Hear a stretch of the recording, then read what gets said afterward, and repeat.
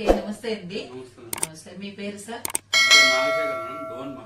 Dhone, Kurnool district Dhone. Okay అండి.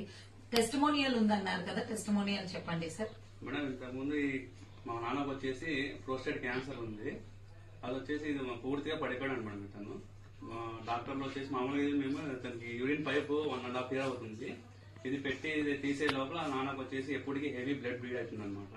అలా దాదాపు ఒక 4-5 months నుంచి బ్లడ్ బ్లీడ్ అవుతుంది. లాస్ట్ వచ్చేసి చాలా వరకు బాగా బ్లడ్ బ్లీడ్ అయిపోయింది అనమాట.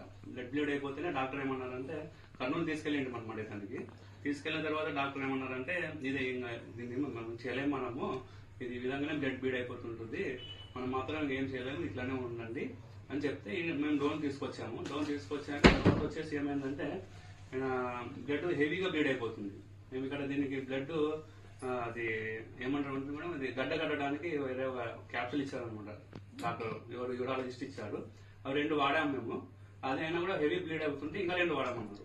అది వాడే లోపల పూర్తి వచ్చేసి లోపల బ్లడ్ బాగా గడ్డపట్టింది. ఈ పైప్ లో వచ్చేసి ఇతనికి బ్లాక్ అయిపోయి మొత్తం ఇక్కడ యూరిన్ వచ్చేసి ఏం రాకపోకుండా బ్లడ్ వచ్చేది, బ్లడ్ కూడా ఆగిపోయింది మేడం.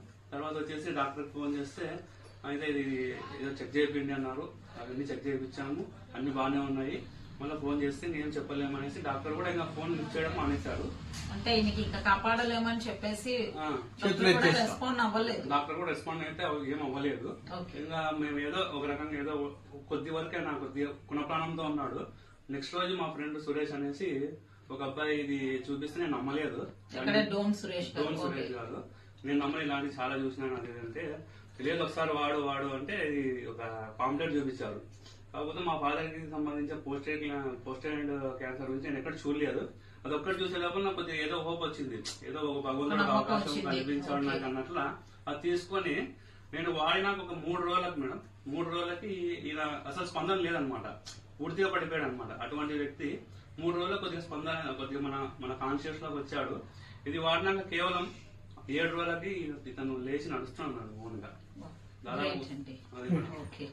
సో మనకు నమస్తే అండి. చూడండి, సో యాక్చువల్ గా ప్రోస్టేట్ క్యాన్సర్ ఒక టెస్టిమోనియల్. డాక్టర్ కూడా హోప్స్ లేవు, ఇంకా బ్రతకరు అని చెప్పేసిన పర్సన్. సో ఏంటంటే వాళ్ళ సంగ సరే, మన VR4 లోని మన పాంప్లెట్ లో ప్రోస్టేట్ క్యాన్సర్ కి పని చేస్తుంది అని తెలుగులో టైప్ చేసి పెట్టాము. సో దాన్ని చూసిన తర్వాత ఫాదర్ కి వాడి ట్రై చేసి చూద్దామని వాడారు. జస్ట్ 7 రోజుల్లోనే ఆయన లెగిచి మళ్ళా తిరిగి నడవడం అనేది మొదలు పెట్టారండి. This is the power of the VR4 capsules. ఒక పవర్ అండి. క్యాన్సర్ ఎంతో మంది పేషెంట్స్ ఉన్నారు. దయచేసి ఎవరు తెలిసిన వాళ్ళు ఉన్నా సరే షేర్ చేసుకోండి. ఓకే.